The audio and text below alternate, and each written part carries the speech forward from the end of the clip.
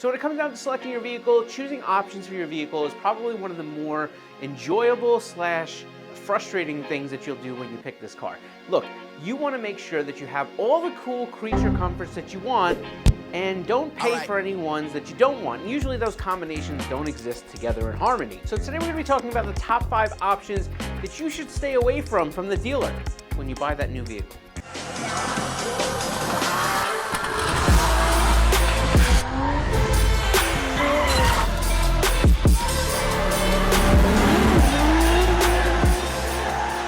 What's going on? I'm Scott from Koenig, and before we get into this video, if you wouldn't mind throwing that subscribe button, smash it.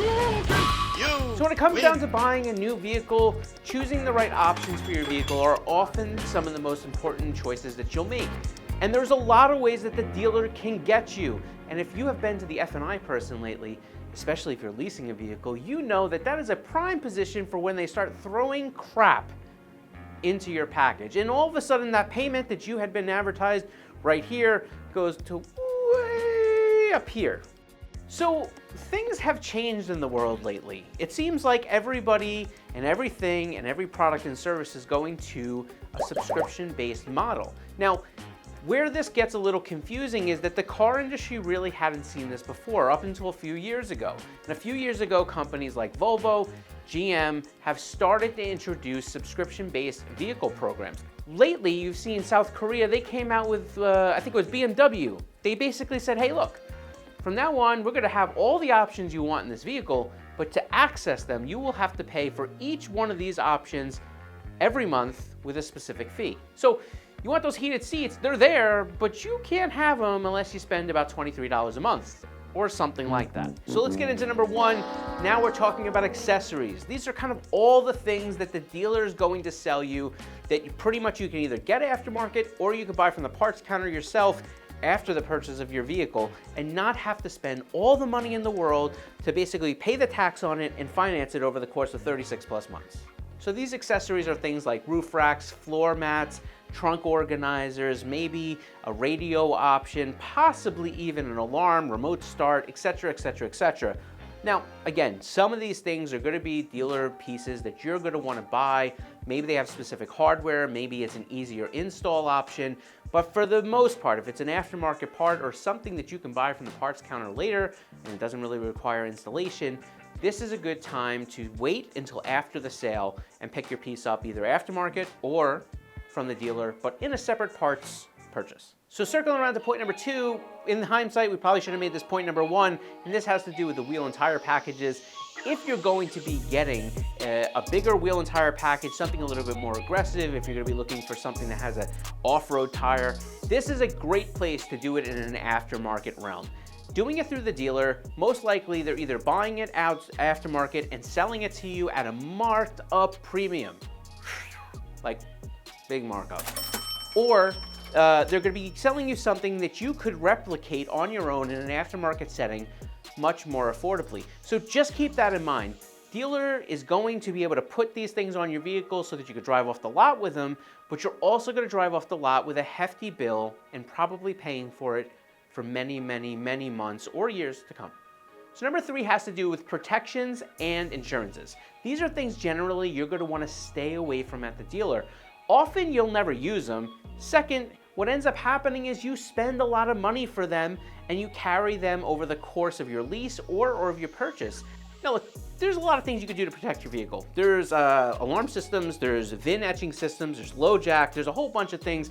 I think things like VIN etching on windows is crap. Most of the cars you're gonna see nowadays, they're gonna have VIN locations all over the vehicle. Many of them are hidden, and they do this so that the police can actually help identify parts when they're removed from your car. So keep this in mind. You don't necessarily need to go after your glass. If they're gonna be identifying your glass, there's a good chance that they smashed it out to get to your car in the first place, so it's kind of a waste. So now let's get into some of these other things like tire protection, wheel protection, gap insurance. Look, there's a time and a place for this, but let's look at an example like gap insurance. Gap insurance, for those of you who don't know, is basically an insurance that you buy. So if your vehicle was to get totaled and you owe more than the vehicle's value, you essentially would get the difference given to you by this insurance company so that you don't end up owing anything out of pocket and your vehicle can be totaled in peace or something to that effect. So for the most part, if you go through your own agent, agency, or your own policy, you can pick up gap insurance as a separate rider on your policy, and you'll probably do it way cheaper than the dealer would be able to sell it to you for. So the fourth thing you're gonna wanna stay away from paying extra for at the dealer as an option has to do with coatings. This is rust coatings, paint coatings, even ceramic coatings. Now, I'm not devaluing their services. If you live up in Canada, having your car rust-proofed and being able to have it, undercoated and all that stuff, it's gonna serve its purpose, and it's intended that you use it for your vehicle. It will prolong the life of it and make it so that it's not a piece of Swiss cheese after the year like 5. But you can do this in an aftermarket basis. There's plenty of rust proofing services, especially up in Canada, like our good friends at Houghton Rust Service. And they can help you get your car rust proofed and coated and protected way cheaper than the dealer can.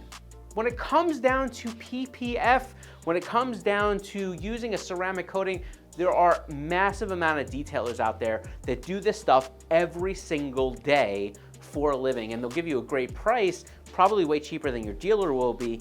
And at the end of the day, most of the time, the dealer's not installing this crap anyway, which means they're calling a detailer that uses in the area. They're gonna put it on your car, they're gonna coat your car, and they're gonna charge the dealership, to which the dealership is then gonna charge you a markup. You see where I'm going with this? Just get it done on the side. You can still have the same beautiful paint protection that you wanted, but you could pay less for it and you won't have to pay for it every single month that you own the vehicle. So moving on to our fifth and final point that you should stay away from at the dealer, and this probably is a little bit more to do with higher end cars, has to do with nitrogen filled tires. Listen, I'm not devaluing that there's some value out there with nitrogen filled tires. I'm just arguing whether you need them to go to the mall. Because here is the deal. If you're running an F1 program, by all means use the nitrogen. If you're running a car that's never gonna see the track, paying for things like nitrogen fill-ups at $200 a pop, to which every time you need to change your pressure, you're gonna have to go back to a dealer or somewhere that services nitrogen to be able to have your tires filled back up, seems a little crazy to me. I'm not seeing any upside unless your car is just that track-oriented or it's that much of a supercar that you really need that nitrogen fill-up. So anyhow, if you're buying a new car, we hope you found these helpful. Don't take these options, get them on the aftermarket side. There is a theme and there's a reason that this big aftermarket industry exists. It exists to make sure that you're happy, that you have good accessories for your vehicle, and that your vehicle doesn't cost you an arm and a leg, at least comparatively to buying it from a dealer. So that's all we have. Thanks for tuning in, and we will catch you on the next one.